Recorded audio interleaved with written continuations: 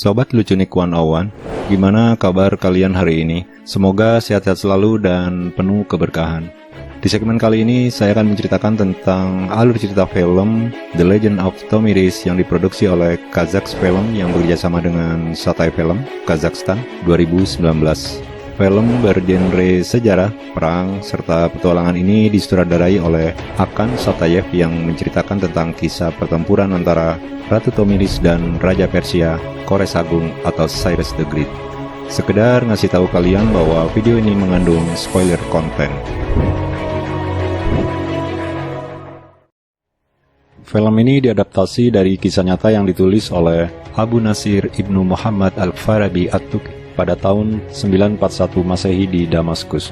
Namun sebelumnya, kisah tentang Ratu Tommy Rhys juga pernah diabadikan oleh sejarawan Yunani Herodotus yang hidup sekitar abad ke-5 sebelum Masehi.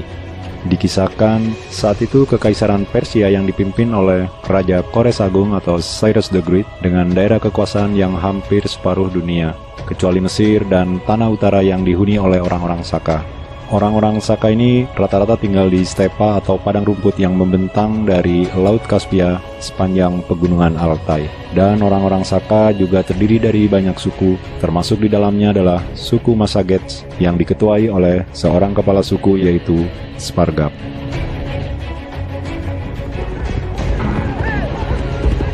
Film dimulai dari Spargap dan anak buahnya sedang berburu.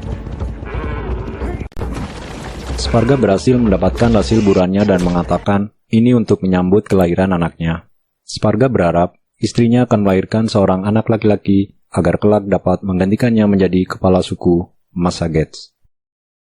Saking asiknya berburu, ternyata daerah perburuannya sampai ke tanah daerah kekuasaan milik kelompok lain yaitu Akibats. Ini bisa memicu perselisihan di antara keduanya.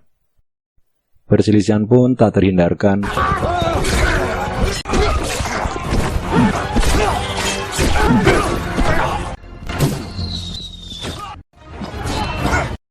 Namun orang-orang Massagetz akhirnya dapat memenangkan perselisihan ini.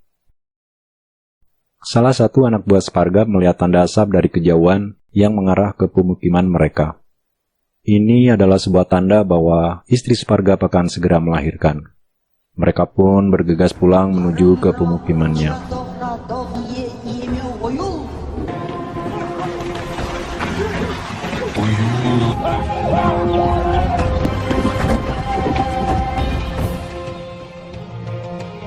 Sang istri yang bernama Bopai telah melahirkan. Namun faktanya bayi yang terlahir bukanlah bayi laki-laki melainkan perempuan. Bopai memberi nama anaknya dengan nama Tommy Rhys. Tak lupa dia melepaskan sebuah cincin kesayangannya untuk diberikan kepada bayinya tersebut. Akibat pendarahan yang berlebihan, Bopai tampak lemas tak berdaya. Sehingga Bopai pun meninggal dunia. Tentu saja, Spargap begitu sedih atas kepergian istri tercintanya ini.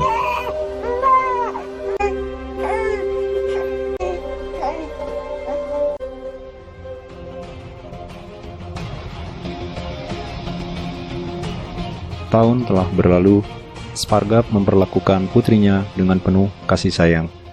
Dengan sabar, dia rajin melatih Tommy Rhys agar kelak bisa menjadi prajurit yang berani, kuat, sekaligus cerdas. Suatu hari, suku Massagetz kedatangan tamu, namun yang ditemui bukanlah Spargap sang kepala suku, melainkan menemui anak buah Spargap yaitu Kafas dan Kurtun. Tamu tersebut bernama Palak yang berasal dari suku Kaweresmian. Kedatangan Palak yang menemui Kafas dan Kurtun adalah untuk mencoba menghasutnya, agar bisa diajak bekerja sama untuk menyingkirkan Spargap.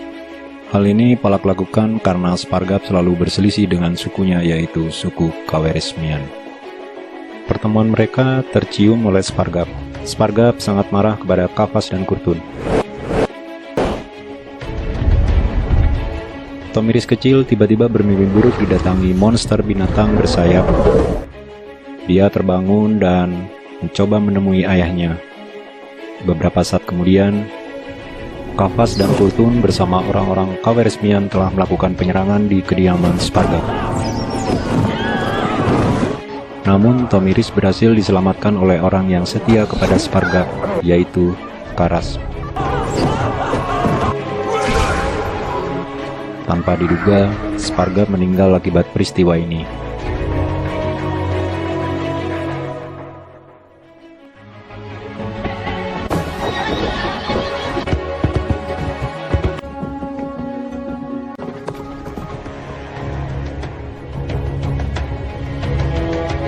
Di tengah pelarian, mereka beristirahat sejenak sambil mencari tempat persembunyian sekaligus tempat tinggal.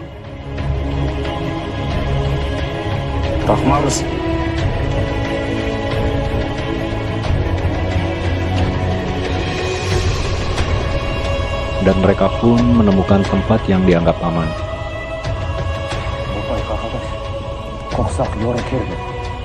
Waktu berganti, kini Kapas dan Kurtun telah berhenti mencari mereka.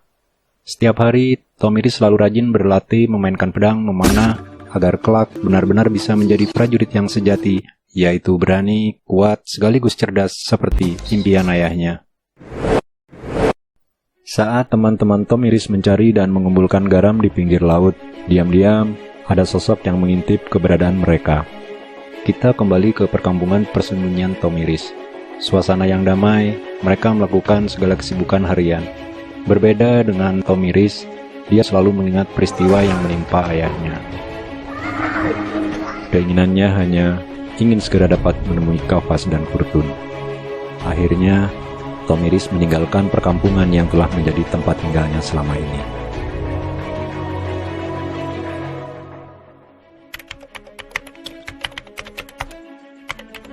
Niye kadardı? Bana bunu tanır.